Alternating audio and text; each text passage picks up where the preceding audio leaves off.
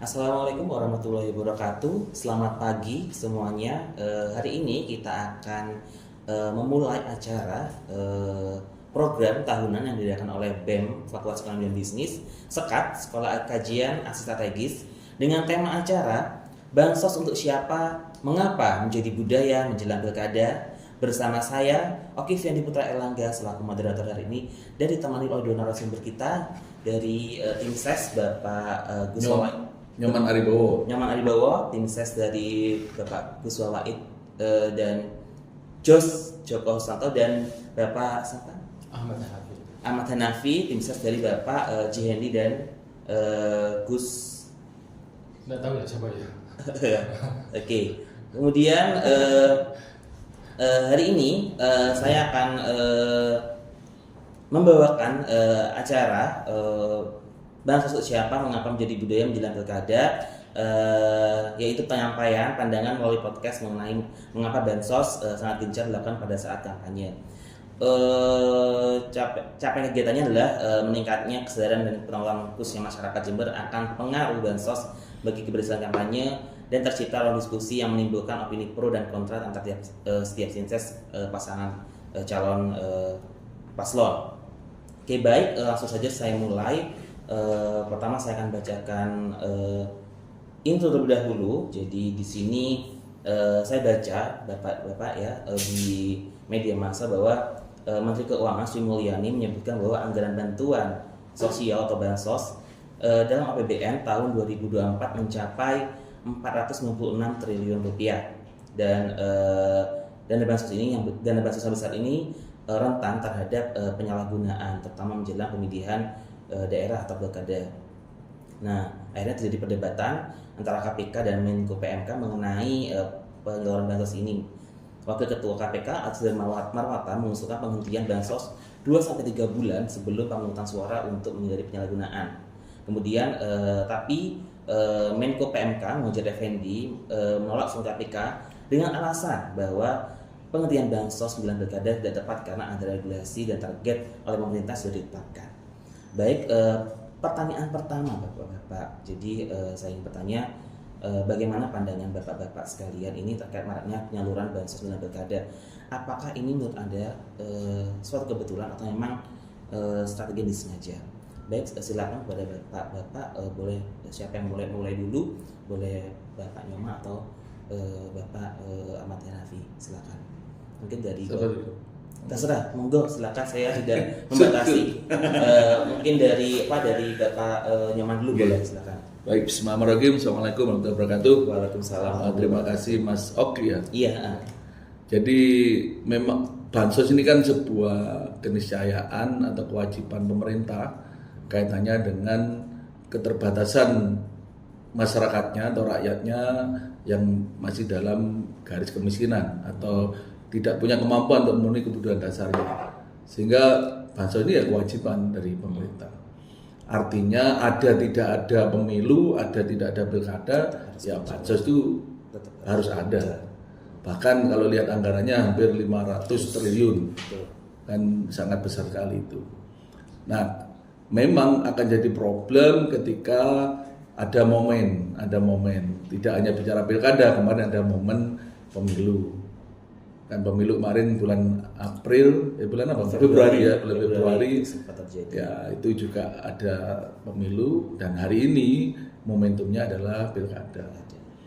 Jadi bansos sebenarnya kan kalau bicara anggaran itu kan sudah bisa digunakan dalam durasi waktu 1 tahun atau efektifnya mungkin 10 bulan lah. Iya, 10 bulan. Karena anggarannya sudah didok di bulan November, artinya di H-1 itu anggaran sudah didok sehingga tinggal menggunakan saja. Nah, artinya bahwa ada waktu 10 bulan untuk menggunakan bansos itu ke masyarakat. Nah, sekali lagi kita kerja dengan manusia dengan segala kepentingannya. Nah, kalau bansos itu bisa digunakan untuk kepentingannya, ya normatif aja, ya normal-normal saja. Ya pasti ada keinginan lah, kalau itu selama tidak bisa dimanfaatkan ya pasti dimanfaatkan siapa saja ya, saya bilang siapa saja. Makanya kalau kami kita tidak bisa berharap dari itikat baik saja, tapi harusnya aturan lah yang akan Aturan. ya menata itu. Karena sekali lagi kita kerja bukan dengan malaikat yang bisa lurus-lurus saja, tapi kita kerja dengan manusia dengan berbagai kepentingannya, sehingga ya bansos ini harus diatur. Menurut Bapak siapa yang harus mengatur? Apakah pemerintah sendiri ataukah mungkin KPU atau mungkin Ya banyak pihak yang terkait ya sebenarnya. Kan kalau aturannya soal bansos sosial kan dari Kemensos. Kemudian kalau kaitannya dengan kalau pilkada kepala daerah kan kaitannya dengan Kemendagri. Iya, Kaitannya dengan antisipasi korupsi ya KPK. Ya, bisa juga aparat hukum yang lain. Sekarang polisi juga sudah membentuk sebuah badan untuk penanggulangan korupsi. Jadi kalau dalam konteks kehati-hatian ya sebenarnya KPK maupun pihak kepolisian juga bisa. Ya, mungkin itu. Kalau Bapak Nabi, nah bagaimana pandangan terkait penyaluran bansos menjelang pilkada ini? Jadi sebetulnya begini ya. Tadi saya kira kita sudah punya pemahaman yang sama dengan Pak Nyoman ya. Bahwa bansos itu kan bantuan sosial. Itu merupakan salah satu konsep, kalau saya lihat itu dulu ada yang namanya welfare state, negara kesejahteraan. Merupakan satu jalan tengah dari sosialisme yang dianggap gagal dan kapitalisme yang dianggap justru menguatkan kesenjangan antara miskin dan kaya, pemerataan ekonominya juga ada masalah dan lain-lain. Makanya muncul yang namanya welfare state. Negara kesejahteraan pada prinsipnya adalah memberikan kewenangan kepada negara untuk mengelola, mengalokasikan sebagian dana publik, sebagian dana APBN, sebagian dana APBD untuk memastikan rakyatnya mendapatkan layanan atau memenuhi kebutuhan dasar. Betul. Nah, oleh karena apa kebutuhan dasar? Nah, kalau kita merujuk kepada kebutuhan dasar itu adalah kebutuhan yang bersifat asasi, yang bersifat sangat manusiawi. Kebutuhan untuk hidup, kebutuhan untuk memenuhi kebutuhan hidupnya, untuk memenuhi makan, untuk mendapatkan layanan pendidikan, untuk mendapatkan layanan kesehatan, untuk mendapatkan perlindungan hukum, dan itu sejalan dengan tujuan dari terlaksananya dengan pemilu. Pemilu ini dilaksanakan untuk memastikan masyarakat itu mendapatkan layanan-layanan yang baik. Hak-haknya terpenuhi ketika yang terpilih dalam proses pilkada ataupun pemilu itu adalah orang-orang atau figur-figur yang memiliki komitmen yang kuat terhadap kesejahteraan rakyat, memiliki komitmen yang kuat untuk memberikan perlindungan hukum terhadap rakyatnya, yang memiliki komitmen yang kuat bagaimana rakyat bisa bermaju, pemerataan ekonominya bisa berjalan, pertumbuhan ekonominya juga bisa meningkat dan lain-lain. Jadi sejalan dengan idealnya sebuah negara itu hadir untuk berada di tengah-tengah kesulitan masyarakat. Nah, bansos ini sebetulnya merupakan agenda tahunan ya. Kalau dalam konteks Jember ya, dalam konteks Jember, misalnya di situ salah satunya adalah insentif guru ngaji. Insentif guru ngaji itu sudah sejak zamannya Bupati Pak Jalal. Pak Jalal itu sudah ada itu insentif guru ngaji. Dilanjutkan dengan Bupati Faida. Sekarang dilanjutkan dengan Pak Hendi. Nah, hanya saja kemarin kemudian didesak oleh teman-temannya Pak Nyoman supaya insentif guru ngaji itu tidak di stop lebih dahulu, nanti diberikan setelah pilkada. Pilkada ini 27 November ada 22.000 penerima manfaat insentif guru ngaji di Kabupaten Jember. Nah, kemudian kemarin ini ada secara teknis ada peralihan perbankan dari yang sebelumnya itu menggunakan Bank BRI, ditransfer penerima manfaat itu ditransfer menggunakan Bank BRI, kemudian sekarang menggunakan Bank BRI. Ini transisi yang dimana ini berisiko. Tidak semua penerima manfaat itu akan mendapatkan insentif walaupun mereka sudah dinyatakan memenuhi syarat untuk memenuhi syarat untuk mendapatkan insentif. Jadi itu persoalan teknis saja. Jadi bahwa ada kecurigaan dari teman-temannya Pak Nyoman bahwa kami akan menunggangi bantuan sosial insentif guru ngaji, saya kira sah-sah saja. Tinggal memastikan saja, diawasi apakah ada proses transaksional di dalam pemberian insentif itu. Jadi begini, pemberian insentif itu diberikan secara transfer. Ya, tidak ada proses tatap muka terhadap penerima manfaat. Penerima manfaat ini sudah didata sejak awal tahun. Didata itu sejak awal tahun melibatkan profesi-profesi organisasi guru ngaji. Ada banyak macam itu. Ada organisasi guru ngaji itu baru macam itu baru soal itu. Jadi untuk mengurangi politisasi dari pemberian insentif itu, maka itu melalui transfer perbankan, ya kan? Dan itu tidak dikumpulkan.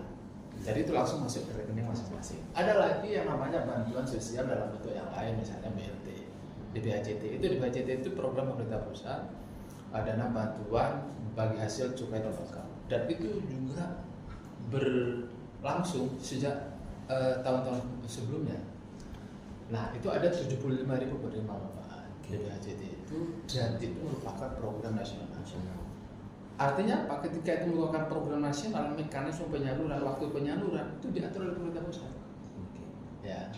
Kemudian ada lagi bantuan. Nah, kemarin ini nggak Mas, saya ditelepon oleh warga Pace Kecamatan Silo. Dia ini datang ke Dr. Subadi untuk mendapatkan layanan Cikeren. Ternyata itu juga dihentikan. Ya. Mereka ini masyarakat yang sangat membutuhkan. Jika ada persoalan, ya, Cikeren ini adalah layanan kesehatan di mana masyarakat Jember yang membutuhkan penanganan secara medis bisa langsung datang ke rumah sakit pemerintah, puskesmas, dengan hanya menunjukkan KTP. Nah, ini sudah datang, dan itu ada beberapa. Itu ditolak oleh rumah sakit Dr. Subandi karena ada perintah. Nggak tahu apakah secara tertulis atau secara lisan, tapi mereka menyatakan bahwa layanan Cikeren ini sudah tidak berlaku karena itu produknya Pak Hendy Buswijo. Ini saya sangat miris sekali karena apa? Tentunya ini sangat darurat. Ini persoalan kedaruratan. Jadi Cikeren itu begini. Cikeren ini sebelum bisa saya luruskan dulu ini. Diselesaikan dulu aja Pak, nanti bisa. Saya selesaikan dulu aja Mas. Coba banget soalnya kapan dulu Anda. Soalnya nyambung ini beliau ini. Iya, nanti akan sambung lagi Mas. Nanti saya akan menunggu Mas semua. Siap. Nanti saja Pak. Nah, Cikeren ini merupakan sifatnya itu bersifat emergensi. Jadi siapapun dia, apapun status ekonominya, ketika masuk ke rumah sakit, dia tidak bisa menunjukkan BPJS, dia langsung ditangani menggunakan Cikeren tadi. Hanya pada kedaruratan saja. Berikutnya, setelah kedaruratan itu sudah ditangani, pada proses berikutnya dia untuk mendapatkan penanganan medis pada kedua atau ketiga, itu dilihat dulu alurnya, karena melalui mekanisme verifikasi oleh dinas sosial. Diverifikasi apakah dia masuk dalam kategori miskin ataukah dia masuk dalam kategori bukan miskin. Ketika dia masuk kategori miskin, maka dia menggunakan kartu surat SKTM, surat keterangan tidak mampu. Kalau dia mampu, maka dia diarahkan untuk melunasi atau membayar BPJS. Jadi mekanismenya begitu. Nah, ternyata itu tidak diberlakukan semenjak Pak Hedi ini cuti. Cuti untuk pilkada ini. Yang saya tahu informasi itu kemarin kebetulan 2 hari yang lalu. Nah itu jadi biar tidak terlalu lama Mas Nyoman. Gimana Pak Nyoman tanggapannya? Karena akhirnya kan seperti juga Pak Nyoman, ketika bansos itu tidak disalurkan ya, karena ini akhirnya ada pihak-pihak yang dirugikan, khususnya masyarakat gitu ya. Ini bagaimana tanggapannya terhadap masalah itu? Ya, makanya tadi saya mau nyela dulu karena Mas Hanafi nyebut kita kan gitu. Jadi sebenarnya logis saja. Kita ini di luar pemerintahan. Kan kita ini di luar pemerintahan. Mana bisa kita nyetop bansos itu? Nggak bisa. Kan gitu. Jalurnya dari mana? Kita ini bukan orang pemerintahan, kita ini bukan incumbent juga, hari ini kita juga nggak menjabat apa-apa. Logikanya dari mana kita nyetop bansos itu? Nah, ini kan pembangunan opini yang harus diluruskan. Jadi teman-teman dari Mas Hanafi kan menuduh kita ini untuk meminta menyetop bansos kan begitu. Nah, kita ini bisa menyetop dari mana? Otoritasnya kan pemerintah hari ini. Dan kita tahu bahwa Sekda ini kan kalau bicara ini kan Sekda ini orang bupati lah. Sekarang ini kan masih PJ ya berarti PJ. Tapi sebenarnya kan ini orangnya siapa kan begitu. Nah, Sekda punya dasar sendiri. Ya kalau kita tahu semua dasarnya adalah himbauan dari KPK termasuk Kemendagri. Ya itu kan sudah di media ada. Tapi mohon maaf dibelokkan oleh teman-teman bahwa kita maksa. Lu sak maksa-maksa kayak opo misalkan lah. Ya kita kan hanya berharap bahwa kita ini orang luar. Hanya berharap saja. Biar fair berharap. Tapi tidak mungkin kita mau melakukan langkah-langkah yang seperti itu tidak mungkin. Itu yang poin pertama. Poin yang kedua soal tadi keren itu ya. Sebenarnya namanya kesehatan masyarakat hari ini itu kan menjadi kewajiban dari pemerintah daerah. Bahkan ada program UHC itu bahwa pemerintah wajib per 2024 ini 90% warga itu harus sudah di cover oleh pemerintah. Kalau pemerintah dia belum terdaftar karena dia miskin, dia bisa di cover oleh pemerintah daerah. Jadi menurut saya itu program yang biasa saja karena itu sudah menjadi kewajiban pemerintah daerah untuk menggratiskan. Bahkan kalau UHC ini tidak hanya di Jember, tidak hanya di rumah sakit negeri, tapi bisa di rumah sakit swasta, bahkan bisa di seluruh Indonesia. Dan ini yang menurut saya malah ya bukan Jekren itu bukan hal yang spesial, di semua daerah itu kewajiban daerah untuk menjamin kesehatan warganya. Mungkin itu aja. Dua hal kan tadi. Masalah tadi Bapak namanya panggilan bahasa itu memang dari Kemendagri memang sudah menghimbau Bapak. Jadi saya baca di media online bahwa Kemendagri melalui Dirjen Tom Sitoir itu menyatakan akan menghimbau Pemda untuk tidak menyalurkan bansos menjelang Pilkada 2024 sesuai dengan permintaan dari KPK. Dan imbauan ini tapi imbauan ini memang benar Bapak tidak memiliki kekuatan hukum.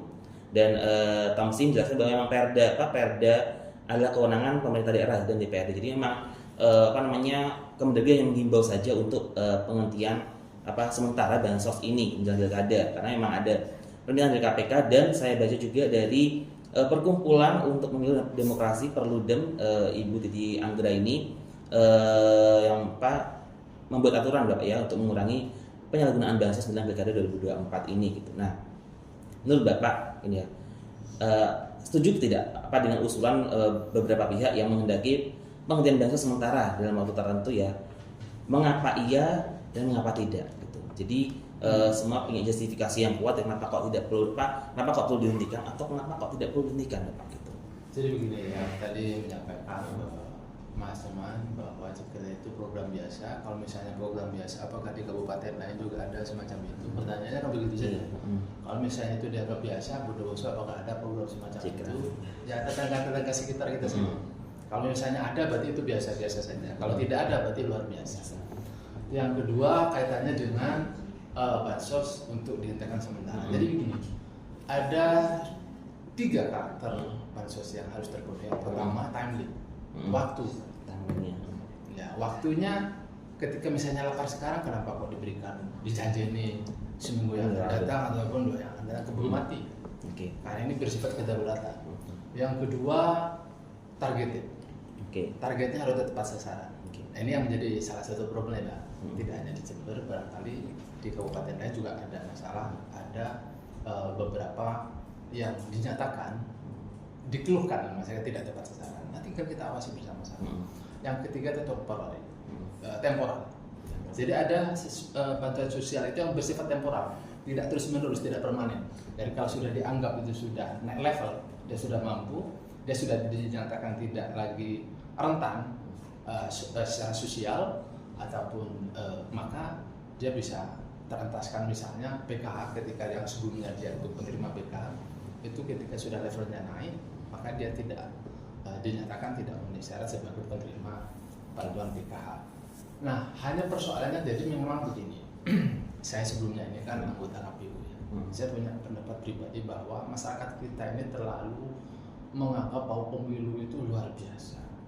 Menurut saya pemilu itu biasa-biasa saja, sama seperti ada kegiatan-kegiatan yang lain. Di Jember ada JFC kayak gitu aja, supaya tidak menarik energi emosi masyarakat yang seakan-akan pemilu ini sesuatu kejadian yang luar biasa. Sehingga biarkan saja berjalan apa adanya. Senyampang itu merupakan kegiatan reguler yang memang itu dari tahun ke tahun itu merupakan agenda rutin. Misalnya insentif guru ngaji, itu kan kegiatan dari tahun ke tahun itu sudah berjalan, kecuali mendadak dermawan. Nah, yang sebelumnya tahun-tahun sebelumnya nggak pernah ada karena dia mau nyalon bupati, pasoknya dihajar, bikin bantuan apa, tak kompor, bantuan listrik atau apa, dan itu yang patut kita curigai. Hanya saja, tapi kalau misalnya ini merupakan kegiatan rutin, reguler, yang itu bergulir sejak periode-periode sebelumnya, menurut saya nggak ada masalah. Dan bukan tidak ada masalah, memang wajib diberikan. Karena apa? Bansos ini merupakan pengimbangan. Sebagai tidak hanya bagaimana masyarakat itu mendapatkan perlindungan secara sosial, tapi juga menjadi perangkat untuk stimulus kebijakan fiskal. Bagaimana masyarakat itu pendapatannya meningkat, ekonominya bisa bertambah, inflasinya bisa kita tekan. Nah, itu bagian dari stimulus untuk kebijakan fiskal juga. Nah, artinya bansos itu memiliki multidimensi yang bisa berdampak secara positif. Tidak hanya bagaimana masyarakat itu terbebas dari kerentanan, tapi juga secara ekonomi ini akan bertumbuh. Sejak pasca Covid, pertumbuhan kita itu minus 2%, 2,4%. Ya, akhirnya kan banyak bansos itu. Bansos akhirnya di tahun kedua, di 2023, ya, pertumbuhan ekonomi kita itu akhirnya naik menjadi 2% sekian. Nah, itu menunjukkan bahwa bantuan sosial, ya, itu sebagai salah satu instrumen untuk stimulus kebijakan fiskal. Oke, saya tertarik dengan pengawasan tadi ya Pak ya, Pak, terkait pengawasan untuk penyaluran bansos. Nah, tadi kan Anda Pak, kita tahu Pak ya, Anda tim dari petahana terbuka untuk ketika ada penyaluran bansos itu tim dari yang memang bukan petahana ini bisa mengawasi jalannya penyaluran bansos. Nah, bentuk pengawasan apa Bapak yang bisa diikuti oleh masyarakat atau mungkin dari timnya Pak Gus Waid ini untuk bisa mengawasi bahwa memang penyaluran bansos itu memang tidak ada indikasi politis di sana Pak gitu. Nah, jadi begini, kayak salah satu contoh misalnya insentif guru ngaji. Oke. Penerima manfaat insentif guru ngaji itu ya dari awal ya kira-kira itu saja. Kan tidak ada pensiunnya itu. Biasanya guru ngaji itu karena tuntutan hati nurani, tidak berharap ada dapatkan gaji, tidak lah ya. Dan mereka ini mengaji itu ya dari awal sampai akhir ya akan terus memberikan akan membantu masyarakat untuk memberikan ini ya, mengajar ngaji oleh masyarakat. Jadi saya kira dari awal sampai akhir daftar penerima manfaat guru ngaji ini tidak akan ada banyak perubahan, kecuali ada penambahan kuota, ya kan, ada kuota untuk insentif penerima manfaat insentif guru ngaji tersebut. Dan itu bisa diverifikasi, silakan. Apakah ada di antara mereka itu yang bukan guru ngaji misalnya? Saya kira tidak hanya diserahkan kepada teman-temannya Mas Nurman, saya kira semua masyarakat lah, karena itu menggunakan APBD, itu menggunakan anggaran negara, supaya tidak ada penyimpangan. Kami berkepentingan untuk bagaimana mengawal APBD ini sesuai dengan target, sesuai dengan sasaran.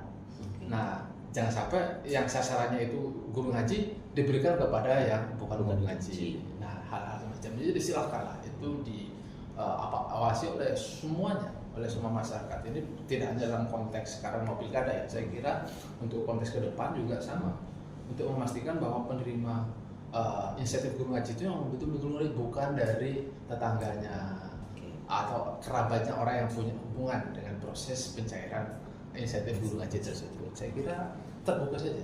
Oke, siap. Ke Bapak Nyoman lagi Bapak terkait tadi, apakah tadi saya bilang tadi bahwa Kemendagri mengusulkan untuk menghimbau untuk bansos ini dengan sementara. Apakah Bapak sepakat dengan itu atau tidak? Nggak, mungkin saya mundur sedikit ya. Oke. Tadi Mas Hanafi sampaikan, ya memang pemilu ini kita harus jalankan dengan yang gembira, saya setuju.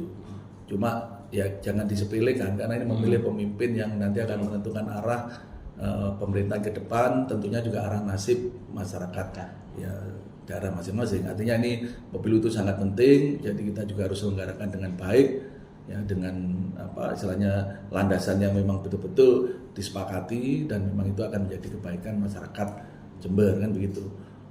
Nah, tapi harus dijalankan dengan yang gembira, saya sepakat. Kemudian yang kedua terkait bansos. Jadi kami ini orang luar pemerintahan. Saya kemarin anggota DPRD, jadi saya juga yang mengedok anggaran bansos.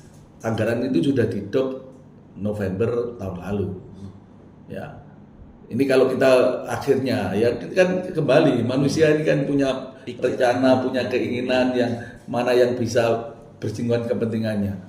Ada waktu mulai Januari ya sampai anggaplah berapa bulan itu kalau kita anggap Oktober lah ya hampir 10 bulan waktu. Lo ngapain? Ya kan orang pasti curiga tuh ini mau pilkada. Kok waktu pembagian kok dipaskan menjelang pilkada? Boleh nggak kita curiga begitu? Kenapa nggak dibagikan bulan Maret sebelum Lebaran? Kan tepat itu. Mungkin pas puasa kan begitu. Timingnya. Iya kan? Mungkin pas bulan Juli pas orang tua lagi sibuk-sibuknya nyekolahin anak, uang habis. Ya, kenapa bansos ini kok dipaskan? Boleh nggak kami curiga begitu? Dan boleh-boleh saja. Kan ini orang politik, saya kan orang politik kan. Artinya ya saya yakin ketika ini planningnya, oh ada pemilu bulan November, nanti bansos kita, ya kan wajar aja kita begitu. Karena DPRD aja menentukan anggarannya, kita tidak menentukan waktu-waktu pembagian. Nah, jadi mungkin pikiran itu silakan ya. Kalau kami berpikir begitu, kami menganggap itu wajar. Ya, karena asas keadilan, ya, kita harus fair dalam pemilu ini kan begitu. Nah, jadi sehingga kaitannya dengan bahkan sekarang kita Mendagri sudah menyarankan, KPK menyarankan. Loh, ngapain kok ada pihak yang ngotot begitu? Kan begitu. Pertanyaannya kenapa ngotot gitu? Apa memang nggak sesuai dengan planningnya kan begitu? Nah, jadi artinya kalau kita norma-norma saja, kalau kita mau fair, ya sudah kita ini mau bertanding, mau bertarung, kita berkontestasi, ya sudah fokus pada kontestasinya. Urusan bansos urusan pemerintah. Pemerintah hari ini mau apa silakan. Kan gitu Mas Nabi. Pemerintah hari ini mau dibagi mau nggak dibagi kan urusan pemerintah. Kami terserah pemerintah. Dan kenapa Mas Nabi nggak menyerahkan ke pemerintah kan gitu? Biar terserah pemerintah, itu hanya pemerintah. Kita ini yang mau berkontestasi. Fokus kita pada kontestasinya. Soal bansos urusan pemerintah sudah. Saya pikir kita sepakat itu. Kalau pemerintah mau bagi hari ini ya silakan. Ya kita akan ngawasi. Kalau pemerintah nggak bagi hari ini ya nggak apa-apa, itu hanya pemerintah. Nah, kalau saya simpel aja. Ya, posisi kita itu kontestan kita.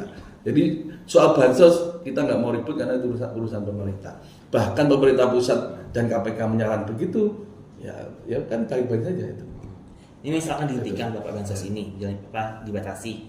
Nah, langkah apa yang bisa Pak mungkin bisa diambil ya Pak ya? Untuk tetap kita tuh bisa membantu masyarakat, karena bansosnya untuk fokusnya pada masyarakat, tapi tanpa ada tuduhan politisasi tadi gitu Bapak. Langkah yang bisa diambil Pak apa gitu? Karena kan tadi Pak Mendagri sudah bilang bahwa ini Pak disarankan untuk dihentikan sementara, tapi akhirnya kan yang jadi korbannya adalah masyarakat. Nah, akhirnya kan ini kan kayak semacam kayak apa ya?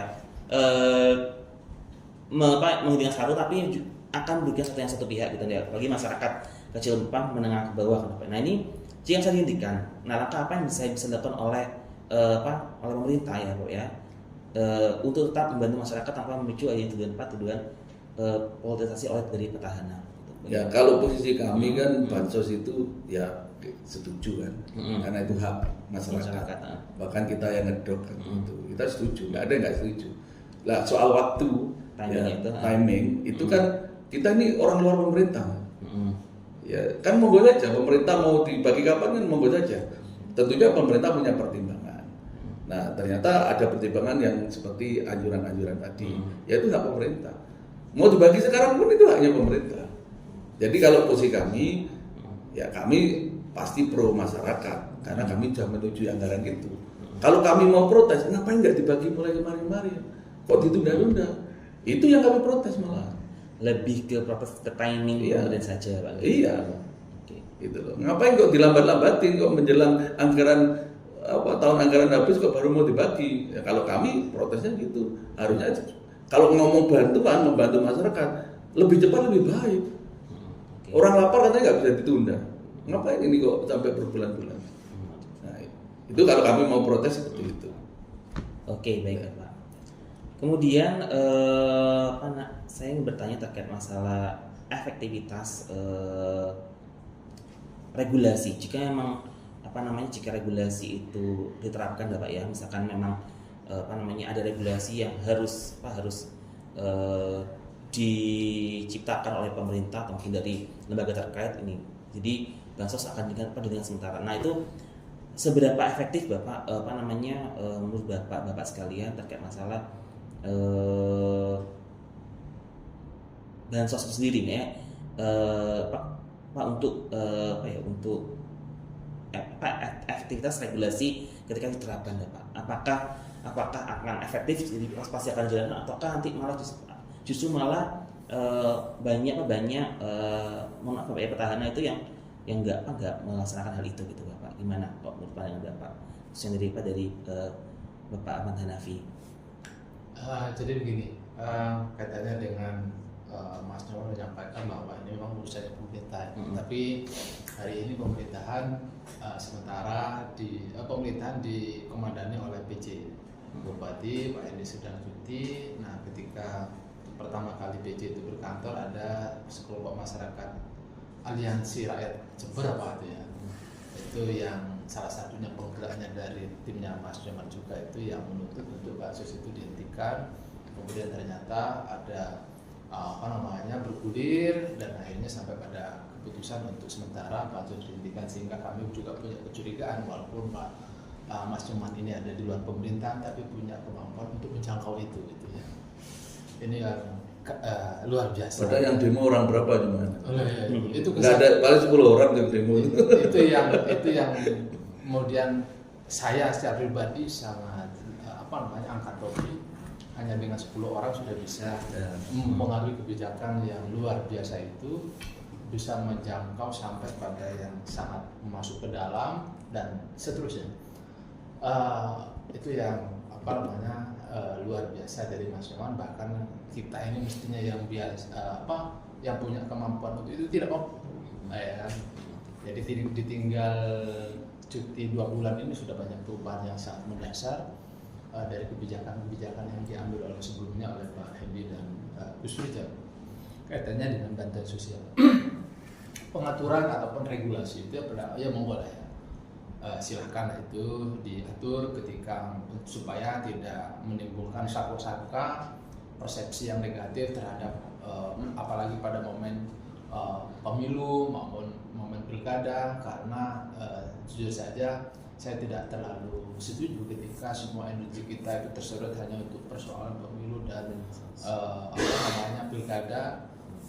Jangan sampai kemudian pemilu ini memang sangat penting, sangat karena salah satu ciri negara demokrasi itu salah satunya pemilu. Hanya saja kalau misalnya semua energi tertuju kepada persoalan pemilu atau pilkada, ini juga akan merugikan kepentingan masyarakat.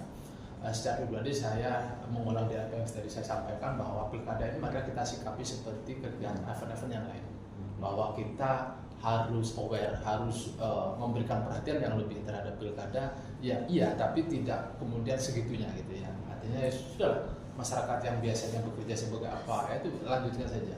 Jadi tidak sehingga kehadiran pilkada itu tidak menjadi momok kepada masyarakat.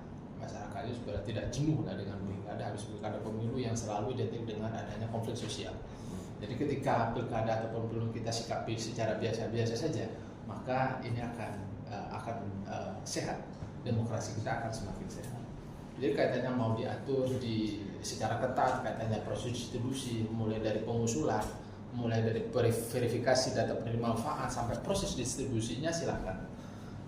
Kami sangat setuju lah untuk memastikan bahwa bantuan sosial itu tepat waktu, kemudian yang kedua itu tepat sasaran dan bersifat temporer. Jangan yang itu terus padahal sudah statusnya sudah sudah berubah gitu kan. Maka ada 3 parameter penting yang harus dipenuhi. Karena banyak yang sebelumnya itu yang PKH itu sampai ditulis di rumahnya. Penerima PKH pada rumahnya itu sangat bagus. Ini kan sudah kondisinya kan sudah berubah. Nah, apalagi sekarang ini begini. Kondisi kita kalau saya baca di media ini bahwa masyarakat kita ini rentan dari turun kelas dari kelas menengah ke kelas bawah. Ya. Saya baca di sebulan terakhir ini ada penelitian yang menyatakan bahwa ada masyarakat yang sebelumnya masuk kategori kelas menengah ini rentan bergeser ke kelas bawah. Karena apa? Karena daya beli yang turun dan gaya hidup yang meningkat. Ya. Adanya pelet, ada macam-macam itu salah satunya dianggap sebagai pemicu dari turunnya dari kelas menengah kelas bawah. Nah, bansos itu sebetulnya salah satunya untuk menanggulangi kerentanan semacam itu. Salah satu contoh misalnya ketika dia sebelumnya bekerja secara formal, ketika di sebuah perusahaan BPJS Ketenagakerjaan kan menjadi tanggung jawab dari perusahaan. Ketika dia dipecat, ya terus bagaimana ketika dia sakit, keluarganya sakit, dia tidak BPJS-nya sudah tidak dibayar lagi karena dia tidak mampu untuk membayar, maka di situ jikr itu sangat membantu. Nah, jadi kaitannya dengan bansos itu memang luar biasa, akan menjadi salah satu instrumen untuk stimulus kebijakan fiskal itu sangat penting. Bagaimana ekonomi masyarakat ini bisa terjaga, pertumbuhannya jadi lebih baik, pemerintahnya terjaga juga. Jadi monggo lah kalau mau diawasi sedemikian rupa, saya sangat setuju supaya itu tadi tidak menimbulkan sangka-sangka bahwa setiap kali momentum pemilu, momentum pilkada kasihnya menjadi korban itu rakyat. Ya, mereka itu nggak mau sebetulnya mereka ini yang ada dalam pikiran mereka bagaimana mereka bisa mendapatkan layanan-layanan dasar itu. Kemudian kita tadi ngomong bansos Bapak ya. Nah, sebenarnya bansos itu seberapa efektif, seberapa memengaruhi Bapak terhadap calon diusung Bapak ini.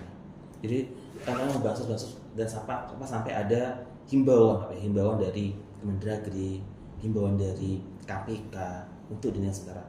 Nah, tapi apakah bansos itu memang sejauh itu dalam memengaruhi persepsi publik terkait dengan calon diusung, ataukah sebenarnya biasa-biasa aja karena mungkin masyarakat kita sudah juga mengalami khususnya di kota Jember ini Bapak, atau di Kabupaten Jember ini Bapak? Ya, jadi kalau kita membaca struktur masyarakat kita itu kan memang ada segmen-segmennya kan, ada segmen yang secara pendidikan mungkin dia atas, menengah, bawah kan begitu. Secara ekonomi juga ya atas, menengah, bawah. Jadi kita tidak bisa simpulkan pengaruhnya tanpa melihat segmennya itu. Artinya di segmen-segmen tertentu sangat pengaruh, tapi di segmen yang lain tidak pengaruh. Nah, itu kan bicara bansos. Nah, apalagi bansos adalah sasaran adalah masyarakat bawah. Ya, kalau kita bicara pengaruh ya pasti ada pengaruhnya. Apalagi ya, dalam tanda kutip ada niatan-niatan misalkan dari pihak tertentu untuk menggunakannya untuk kepentingan politiknya. Jadi misalkan ya ketika pembagian mendekati dan di situ mungkin ada ya nggak tahu simbol atau kode atau apa kan cara itu banyak, cara banyak. Itu masyarakat sangat paham lah itu.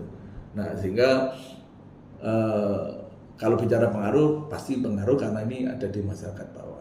Cuma saya juga sampaikan juga tidak semua masyarakat bisa dipengaruhi seperti itu. Masyarakat bawah juga ya tidak juga bodoh-bodoh amat gitu, karena faktanya tidak selalu orang yang punya duit itu pasti dia bisa goal ya dalam kepentingannya. Ya. Tidak selalu orang nggak punya duit juga nggak goal kan gitu. Ya, jadi saya juga mengalami, saya di kontestasi saya pertama, saya juga nggak pernah bagi apa-apa, saya bisa jadi anggota DPRD. Artinya berarti masyarakat juga tidak semuanya seperti itu. Artinya yang kita butuhkan adalah memang edukasi ke masyarakat. Kalau bicara ada pengaruh ada, tapi kita nggak tahu persentasenya. Tapi apakah semua itu bisa mempengaruhi masyarakat juga tidak, karena masyarakat juga sudah pinter-pinter. Kalau di politik bagi kami adalah kedekatan emosional, ya, pendampingan kita di masyarakat itu jauh lebih punya pengaruh efektif dibanding kalau hanya dengan permainan-permainan seperti itu. Makanya yang kita lakukan adalah pendekatan ke masyarakat, advokasi masyarakat, kita bareng-bareng masyarakat. Itu insya Allah kami sangat yakin itu sangat menyentuh dan itu sangat bisa memunculkan loyalitas pemilih masyarakat pada kami daripada kami harus mengejar-ngejar atau memanfaatkan hal yang seperti itu. Jadi kalau secara politik kami seperti itu. Maka sebenarnya ketika emang tidak terlalu berpengaruh, maka seyogyanya maka bansos itu memang apa namanya boleh-boleh saja disalurkan, Pak. Makanya kalau kami kan sampaikan tadi. Boleh-boleh Jadi kalau Mas Hanafi nyampaikan ada orang demo yang hanya 10 orang bisa mempengaruhi pejabat pemerintah, kalau menurut saya nggak logis. Masa orang demo 10 bisa mempengaruhi seorang sekda untuk menunda bansos kan begitu. Nah, apalagi kalau itu dikaitkan dengan kami ini di luar. Jadi kalau kami di luar, ya mana bisa kita mendesak atau minta untuk jangan, kan nggak bisa. Ya kalau soal lontaran penyampaian, ya itu wajar saja. Tapi terus terang kalau kami fokus kami adalah itu hak pemerintah. Mau dibagi itu hak pemerintah. Ya, udah kami nggak ikut-ikut. Fokus kami adalah ya kita kerja untuk masyarakat, kita pendampingan masyarakat. Lihat aja paslon kami tiap hari keliling untuk menyentuh masyarakat, berdekatan dengan masyarakat. Ya kita tidak terlalu terfokus pada hal yang tadi disampaikan. Ya, mungkin itu keyakinan kami di sana. Masyarakat kita tidak bodoh, masyarakat kita sudah pinter. Kalaupun ada pengaruh begitu, insya Allah tidak besar. Tanggapan Pak Nabi? Ya, jadi itulah kehebatannya dari timnya Mas Nyoman ini, hanya dengan 10 orang itu bisa mempengaruhi kebijakan, karena yang dilihat itu mungkin hanya 10 orang. Tapi di balik layarnya ini yang luar biasa, karena di samping ada 15 partai politik pengusungnya, ada satu partai yang juga luar biasa, tapi itu tidak muncul, parpol. Nah itu yang apa namanya, parpol itu siapa nanti saya akan sampaikan ke Pak Nyoman secara pribadi saja, tapi itu pengaruhnya luar biasa sehingga membelokkan itu tadi. Nah kaitannya dengan apa namanya, efektivitas bansos. ya efektivitas bansos ini saya sih setuju lah dengan Mas Nyoman tadi. Pada segmen tertentu masyarakat ini menganggapnya itu merupakan kewajiban negara kepada rakyatnya, ya kan?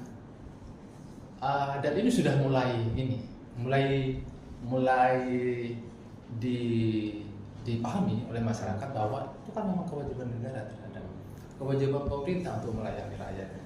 Jadi bahwa pemerintah daerah harus melayani masyarakat itu kan memang sesuatu yang wajar. Nah, itu sudah mulai artinya bahwa bansos akan dibelokkan untuk kepentingan tertentu, bisa jadi itu tidak benar juga. Kemarin kita lihat juga pada saat Pilpres tidak ada masalah, ya, menjelang Pilpres tidak ada masalah. Bantuan PKH itu masih jalan, PIP juga masih jalan, KIP juga masih jalan. Nah, kenapa kemudian pilkada ini meminta perlakuan yang berbeda? Ya. Karena itu tadi, kalau misalnya persoalan pilkada ini kemudian hak-hak dasar masyarakat itu terganggu, ini bertentangan dengan tujuan dari pemilu itu sendiri. Pemilu ini bertujuan untuk bagaimana pemimpin yang terpilih nanti itu bisa memenuhi hak-hak dasar masyarakat. Bagaimana pemilu ini bisa menjadi jembatan terhadap kesejahteraan masyarakat. Nah itu pendapat kami. Saya cukup sepakat Pak ya Pak dengan Bapak sekalian bahwa memang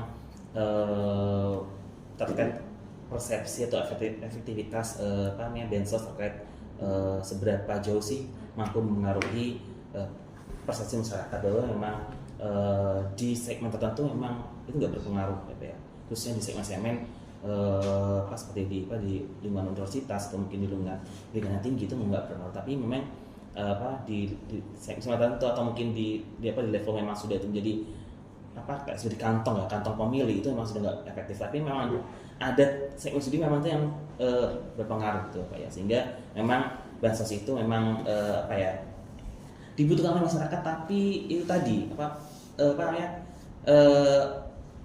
menjadi kayak dua mata peluru Pak ya. Jadi kalau saya dihentikan nanti itu masyarakat yang butuh itu akan kesulitan, tapi kalau saya tidak dihentikan akan ada pihak-pihak yang merasa dirugikan dengan perusahaan bansos ini gitu. Oke, mungkin berapa menit lagi kita? 10 lagi. Oke, baik, 10 lagi mungkin saya berikan waktu untuk Bapak sekalian untuk menyampaikan visi misi dari tim Bapak, tim saya dari Gus Wafaid dan JND terkait masalah fokus pada ekonomi masyarakat saja. Jadi bagaimana visi misi dari cabuk ini ya dalam ingin menyelesaikan masalah masyarakat khususnya masalah ekonomi, karena kita tahu bahwa ya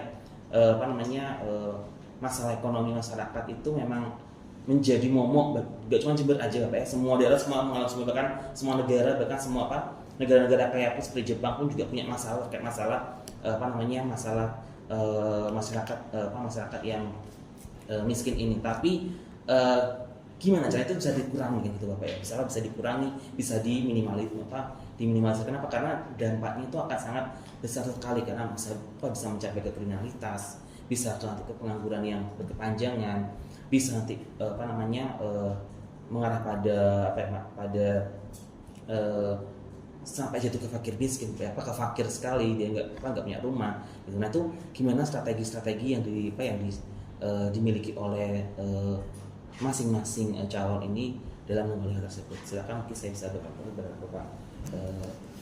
Baik, jadi Jember itu daerah yang luar biasa.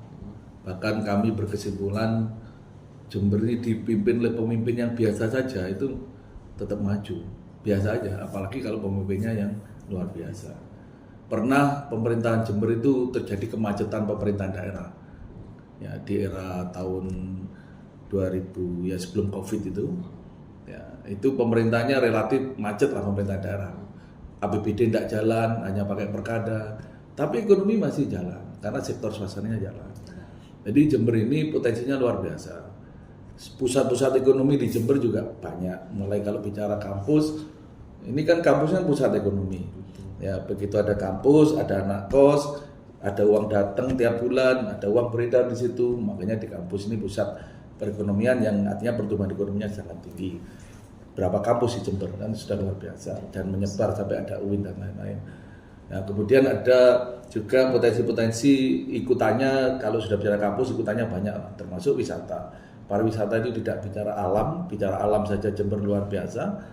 Ada Pampuma, ada Watulo, ada Rembangan, belum lagi ada wisata-wisata desa, ada Kampung Durian, ada Kali Jumpu, yang nanti kita juga tidak hanya mengembangkan pariwisata yang memang bisa dilakukan oleh sektor swasta sendiri, sepertinya wisata pendidikan, ya kemudian pariwisata yang lain, tapi juga pemerintah mendorong nanti adalah wisata-wisata berbasis pedesaan. Di Jember ini banyak desa-desa yang punya potensi yang berbeda-beda. Nah itu bisa kita dorong. Sudah beberapa ini sudah sangat maju, berkembang, termasuk di Arjasa juga cukup berkembang. Artinya secara ekonomi potensi Jember luar biasa. Belum lagi kita bicara pertanian, banyak yang satu-satunya di Jember, di tempat lain nggak ada di Indonesia. Contoh, pusat penelitian kopi kakao di Indonesia hanya ada satu di Jember. Semua jenis kopi di Indonesia berasal dari Jember, ya di Busrit Kopi Koka. Kemudian edamame, satu-satunya daerah yang bisa menghasilkan edamame adalah Jember di Indonesia, ya dari itu ekspor semua. Kemudian cerutu itu sekarang di daerah lain sudah hampir tidak ada, hanya ada di Jember. Kemarin masih ada dari Serdang, ada Brebes, sekarang juga tidak berkembang Jember. Jadi banyak hal yang satu-satunya di Jember, tempat lain nggak ada, termasuk kalau bicara event JFC, ya, satu-satunya juga di Jember. Artinya potensi Jember luar biasa, Jember itu kalau saya bilang Singapuranya tapal kuda, Sentalnya tapal kuda, tinggal bagaimana pemerintah daerah itu tinggal berkolaborasi dengan swasta, membangun iklim investasi yang nyaman ya dan mudah, sehingga Jember itu tidak, tadi saya bilang, dipimpin oleh pemimpin yang biasa aja bisa maju, apalagi kalau pemimpinnya luar biasa, pasti Jember ini akan maju pesat. Nah, mungkin itu dari sisi ekonomi potensi Jember sudah luar biasa, sangat punya keunggulan yang dibanding dengan daerah Oke, lain. jadi fokusnya pada kolaborasi gitu ya. Ya. Udah bisa sektor swasta. Kolaborasi bukan slogan ya, Iya. kolaborasi real. Gitu. Kolaborasi real dengan sektor swasta. Kolaborasi. Hah? Ya. Kolaborasi real, kerjasama Iya. beneran, Kalau kolaborasi bukan slogan aja. aja. Kemudian kalau dari Bapak Ahmad Hanafi pripun, Bapak? Bagaimana Ya, jadi begini. misi dari Cihenry terhadap Pertama ketika kita COVID, maka saya masih ingat waktu itu pemerintah Pak Hendi itu menggalakkan yang namanya event-event supaya di situ ketika ada event banyak UMKM yang berjualan, harapannya di situ ekonomi bisa berputar, dan itu terbukti. Jadi waktu itu kita lihat alun-alun dikritik karena dijadikan pasar malam ya. Harapannya supaya apa? UMKM itu banyak bisa hidup. Dan ternyata dari yang pertumbuhan ekonomi yang minus 2,49 saya lupanya, minus 2, kemudian pada tahun berikutnya itu setelah pemulihan COVID itu menjadi 2, nah ini kan luar biasa dampaknya. Karena apa? Ketika perusahaan-perusahaan besar itu kolaps karena COVID, maka yang masih bisa bertahan itu adalah UMKM. Nah, artinya apa? Dikala ekonomi kita tidak baik-baik saja, yang bisa bertahan itu adalah UMKM. Nah, ini yang akan terus kita kembangkan. Jadi fokus supaya UMKM ini bisa berkembang dengan baik. Tentunya harus dikolaborasikan. Ya. Jadi harus dikolaborasikan dengan ekonomi kreatif, ya kan? Dan sekarang ini sudah mulai kita lihatkan bagaimana kita akan bikin yang namanya Jember Hub Kreatif. Jadi pusat kreativitas itu, pusat ekonomi kreatif, ya, anak-anak muda, ya terutama pelaku ekonomi kreatif, kita akan semacam inkubasi gitu. Ya, jadi kalau di Jogja itu ada di Bandung ya, di Bandung itu ada, ini di tempat-tempat lain sudah ada. Nanti akan kita kumpulkan dalam satu tempat yang satu tempat supaya mereka nanti bisa memunculkan apa yang menjadi produk unggulan mereka, sehingga masyarakat bisa langsung mengetahui mereka saling berinteraksi, sehingga pengembangan ke depan itu seperti apa, itu mereka akan terbangun karena ada kolaborasi. Jadi itu slogan kami itu, kolaborasi, akselerasi, dan saya lupa satunya itu, kolaborasi, akselerasi, itu slogan dari paslon kami. Sinergi. Dan sinergi. Apa karena Yang slogan. hafal nih berarti. Tapi jangan slogan aja. Ya, slogan saja. Betul. Nah, kemudian kita ini sudah ada 100 desa yang berstatus desa mandiri. Jadi yang bisa bertahan itu adalah salah satunya adalah produk petani. Ya, kita ini petani sudah disampaikan tadi Mas Yoman ya.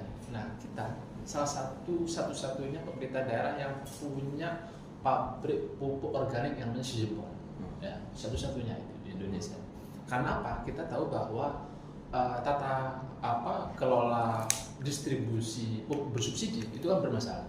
Tidak hanya proses distribusinya, tapi itu kaitannya dengan pola tanam petani yang selalu membutuhkan tambahan pupuk bersubsidi. Padahal ini sudah over, ya, dari kebutuhannya sudah over. Nah, untuk bagaimana mengembalikan unsur hara tanah itu supaya yang tergerus karena terlalu banyaknya pupuk kimia, maka ini sudah ada yang namanya Sijepon. Ini untuk sebagai menanggulangi kesulitan petani kaitannya kebutuhan pupuk pada masa tanam. Nah, konsepnya dari desa mandiri itu adalah bagaimana produk-produk yang ada di desa itu bisa terdistribusi, bisa berputar setidaknya di desa itu sendiri. Jadi butuh sayurnya ya belilah ke tetangga sendiri. Dan itu sudah ada 100 lebih desa mandiri di Jember dari 200 68 kalau 248 desa kelurahan dan kelurahan di Kabupaten Jember.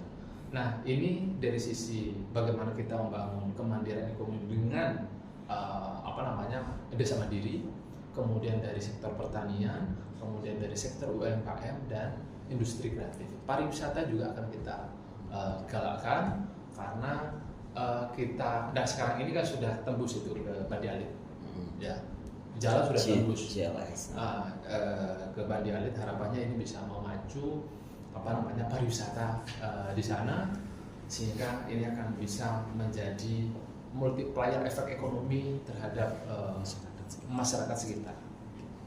Kalau saya jelaskan panjang mungkin ya Pak. Jadi visi misi dari masyarakat dari pasangan calon dari Cagup Jember ini luar biasa sekali ya Pak ya, karena tadi sektor swasta yang ingin dikembangkan karena emang sektor swasta yang berjalan, karena kok kita fokus pada sektor-sektor yang semacam pendidikan atau mungkin sektor formal tuh nggak bisa berjalan, tapi kalau misalnya sektor swasta itu justru yang berjalan. Dan dari Bapak Hendy ingin fokus pada UMKM, dan memang saya sepakat sekali kalau UMKM ini memang menjadi penggerak ya Pak, penggerak perekonomian. Karena apa? Karena mereka main di level bawah, mereka main di sektor real gitu. Jadi bukan di sektor financing keuangan yang cuma berputar di itu aja Pak. Itu memang kalau saya pelajari memang janganlah Pak uang itu berputar di orang-orang kaya saja gitu ya. Jadi berputar di masyarakat kelas menengah bawah, karena biar ekonomi itu berputar gitu. Boleh saya tambahkan? Boleh. Jadi begini, salah satu yang sangat penting itu adalah ekonomi kita berputar karena apa? Salah satunya biaya distribusi kita itu bisa kita kurangi. Ya, biaya logistik kita itu kita kurangi. Itu yang selalu disampaikan oleh Pak Jokowi, kita ini biaya logistiknya itu terlalu mahal dibandingkan dengan negara-negara lain. Kenapa? Karena infrastrukturnya tidak jalan. Karena infrastrukturnya tidak mendukung. Nah, di Jember ini jalan-jalan sekali itu sudah pada lurus. Harapannya apa? Distribusi barang dan jasa itu menjadi lebih murah. Biaya logistik menjadi lebih murah. Karena apa? Kebutuhan BBM-nya tentunya sudah semakin murah, waktunya sudah semakin singkat, sehingga perputaran ekonomi ya itu semakin cepat karena infrastrukturnya sudah. Ya. Jadi sekarang ini yang disampaikan dari sekian ribu kilometer jalan kabupaten, tinggal menyisakan 380 km saja, dan ini akan diselesaikan di periode kedua, di tahun pertama periode kedua. Jadi di tahun pertama periode kedua 380 km jalan yang belum diperbaiki ini akan diselesaikan. Nah, sehingga ini akan semakin mendorong ya ekonomi masyarakat, karena insya Allah tidak akan ada jalan kabupaten yang rusak. Oke, terima kasih Bapak. Oke, boleh tambahkan Bapak mungkin? Ya sedikit aja. Oke. Karena Mas Nafi nambah silakan. Jadi artinya yang kita juga harus bangun tadi iklim investasi. Betul. Ya, iklim investasi berarti konektivitas. Ya, bandara kenapa mati, harusnya itu yang jadi problematik. Kita nanti jadi emas atau intan di sini tapi orang nggak bisa jangkau kan percuma. Misalkan begitu. Jalur orang mengeluhkan kalau dari Probolinggo ke sini sekarang Lumajang sudah lebar karena bupatinya pinter komunikasi dengan provinsi dan pusat, sehingga sekarang mulai lecus sampai Lumajang lebar, sehingga lancar. Tapi begitu mau ke Jember ya udah terhambat. Itu keluhan-keluhan yang justru memang makanya investasi itu juga harus dikoneksikan dengan kepentingan pihak swasta yang bisa masuk ke sini. Nah, itu nambahkan aja. Beliau sudah bagus. Tapi akan lebih bagus kalau ada tambahan dari saya tadi. Programnya bagus-bagus semua Pak. Saya yakin ya, karena Ji Hendy Gusawat ini kan putra daerah ya kan. Karena saya nggak ada yang jelek Pak. Iya, saya yakin Pak beliau berdua ini emang ingin menjenguk Kabupaten Jember ya. Pasti ingin terbaik untuk Kabupaten. Tinggal mana yang lebih gitu aja. Karena saya sebagai putra daerah juga Pak, saya menginginkan Jember ini menjadi semakin bagus Pak, semakin maju ya, karena sebenarnya Pak ya, antar kabupaten sebenarnya enggak usaha Pak ya, antar kabupaten bukan persaingan Pak ya bagi saya. Tapi saya kalau sangat saya ingin lihat itu ya jangan sampai kita kalah dengan kabupaten sebelah, meskipun kita nggak boleh Pak ya membandingkan sama kabupaten lain. Kita antar kabupaten kan bukan semacam kayak perlombaan apa ya maju-majuan enggak, tapi Kadang yang sedih masyarakatnya Mas, warganya. iya karena itu ya kalah aku. iya, merasa kalah itu ya mungkin akan menjadi Masyarakatnya yang sedih kadang. merasa kalah itu jadi bukan kompetisi antar kabupaten bukan, tapi ya Mbok Yo Jember ini ya harus bisa menjadi Siap. kabupaten yang maju karena kan yang saya dengar Tapakudan yang akan dipecah Bapak ya. Jadi rencananya akan dipecah dan Jembernya akan menjadi ibu kota. Apa feelingnya ya apa namanya? Karena kita menjadi pusat industri kan Pak ya itu makanya kan perlu nanti Mas Nyawa jadi gubernurnya. nah itu kan perlu dibangun dari sekarang biar tidak kalah dengan kabupaten sebelah yang punya bandara itu kan Bapak ya. Gitu. Jadi makanya itu gambaran dari Pak cabut ya dari dua ini Jadi sebetulnya Iya. bahwa bandara itu menjadi indikator kemajuan ya tidak juga, karena masih banyak moda transportasi lain. Karena memang posisi secara geografis Jember ini tidak mendukung untuk adanya bandara karena apa nanggung. Kita mau Lahannya. ke Surabaya dengan kebutuhan per jamnya sekian, karena orang lebih suka naik kereta api. Mau ke Jakarta sudah ada kereta api. Jadi menurut saya hanya salah satu pendukung saja dan itu sudah diupayakan sejak zamannya Pak Jalal ya kan, zamannya Bu Faida, zamannya Pak Endi ini, tapi ternyata susah juga. Ya karena apa? Padahal itu sudah ada subsidi dari pemerintah daerah untuk bagaimana tiket murah dan macam-macam. Karena enggak direct, Pak. Enggak direct. Tidak daerah. Enggak direct Jakarta. Betul, itu salah satunya. Jadi bahwa bandara menjadi penting itu iya, tapi bukan menjadi salah satunya. Ini kalau bandara, kemudian merasa kalah ya Iya, juga. kalah. Ya juga begitu ya kan. Kita punya banyak kelebihan-kelebihan yang lain. Kopi itu luar biasa itu. Kopi sehat. Kemarin itu kita ke Pace ya, kita Pace. Pace itu ya di sana itu katanya orang Pace. Sekarang ini kalau yang namanya Makkah Madinah seperti Tania, seperti latar mereka. Kopi mahal sekarang. Kopinya itu sudah 70.000 per kilo. Itu masih biji. 70.000 dan di sana itu ada 5.000 ton per tahun produksi kopi di sana. Dan ternyata kopi itu tidak hanya bisa meningkatkan pertumbuhan ekonomi tapi juga menyehatkan.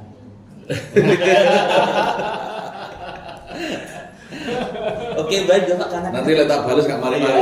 ya karena keterbatasan waktu Pak ya karena kita sudah sewanya ini udah habis sewanya ya dan tetap harus extend Pak sewa ini kan ya. Jadi Siap. mungkin kita bisa akhiri mungkin kalau saya simpulkan bahwa kita ngomong di beasiswa ya beasiswa itu memang menjadi polemik ya Pak ya karena ada merasa dirugikan ya dengan ada beasiswa ini tapi kalau saya dihentikan juga akan menjadi polemik juga di masyarakat sehingga akhirnya butuh perlakuan khusus pada beasiswa ini gitu. Jadi memang perlu campur tangan pemerintah dalam beasiswa ini. Mungkin itu saja dari saya Bapak. Terima kasih kepada Bapak Nyoman atas kehadirannya dan Bapak Ahmad Hanafi atas kehadirannya dalam podcast acara ini. Sekian dari kami acara podcast Sekat ini dan FEB ini. Kita akan lagi tahun depan mungkin ya tahun depan ya Lama ini. karena program tahunan ya Pak program tahunan kita tahunan jadi ini tahun depan jadi emang agak lama nih Pak jadi mikirnya lama ya Pak gitu anggarannya juga apa sih Pak tahun depan dan lagi di tahun depan ketemu lagi dan semangat semuanya saya Heri wassalamualaikum warahmatullahi wabarakatuh.